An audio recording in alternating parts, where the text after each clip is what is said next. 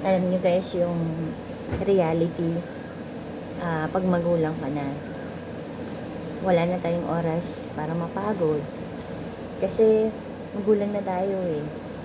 Hindi na tayo bata na kapag umiyak, may magpapataan sa atin. Ngayon, kapag pagod, magpapahinga lang. Pero hindi pwedeng sumuko eh.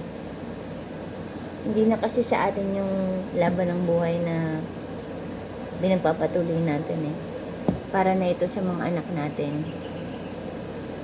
So as magulang, kahit sobrang pagod ka na, kahit gusto mo nang sumuko, hindi pwede kasi kailangan mong ituloy pa rin ang laban. Hindi para sa sarili mo, kundi para sa mga anak mo.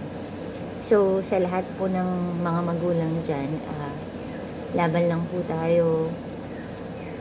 Wala pong susuko. God will provide po. Lagi po nating tatandaan na.